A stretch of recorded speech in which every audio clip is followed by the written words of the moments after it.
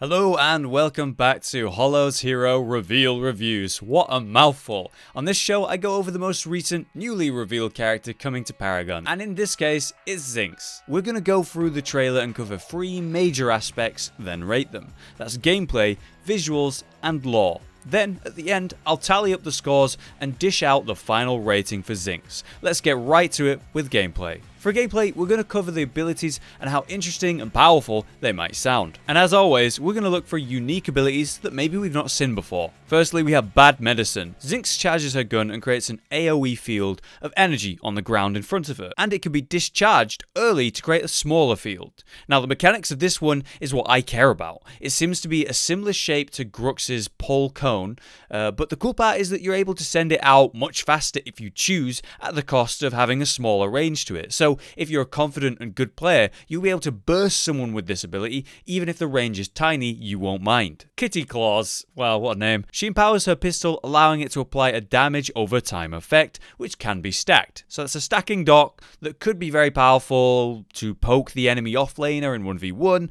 or pressure during a siege. Next up we have Ricochet Stun, which sounds very interesting. It's a medium range projectile which bounces around nearby enemies and stuns them.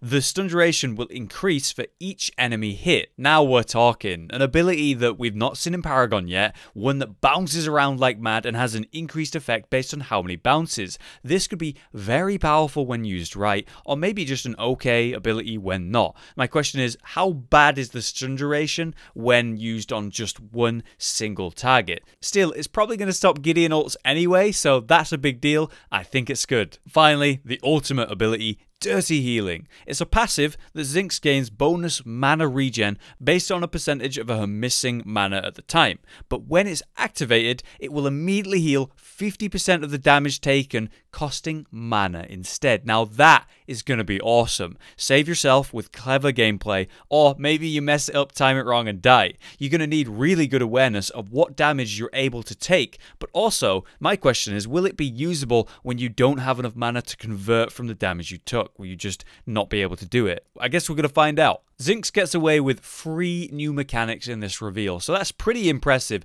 and as always, good for the game. Now, I'm not going to lie and say any of it made me go, hell yeah, that sounds awesome, you know, like Wraith or Revenant, but it was still solid mechanics and new, which is really good for the game. I give it an 8 out of 10. Visuals. Lately, I've seen requests from the community for more animalistic, big, monster-like characters, such as Rampage. Now, I guess you could say she does fall into that list a little. She's technically a beast type, I guess. She does look like she's wearing a spacesuit that comes from another planet to me, but here's my issue.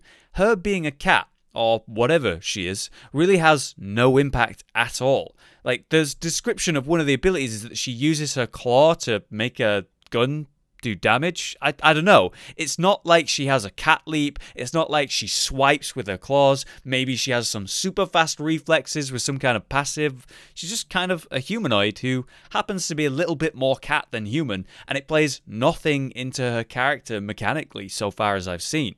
From her lore, that we're going to talk about, it might not necessarily be her fault, but that doesn't change the fact that the way she looks just doesn't match how I really imagine she could be. I can see why people might like this, but that doesn't mean I love it. Because of that, I'm giving her visuals a 4 out of 10. Finally, the lore. After hundreds of failed attempts, the 348th attempt was a perfect success, and Zinx was born. And Dr. Maximum, I think it's Maximov, created 2 other powerhouses in our world of Paragon currently, FaZe and Howitzer. We learned that from the trailer. If we shoot back to FaZe's lore, FaZe began to exhibit powers at a young age and was sent to Tavern Industries for special care. When the other subject staged a breakout, she joined the cause and escaped. Once free, she then hid her powers, blending in with everyday life in Omega City until she was led to Agora. So if we put this all together in some sort of short version, Tavern Industries, with the main doctor, is taking those with special powers and experimenting on them,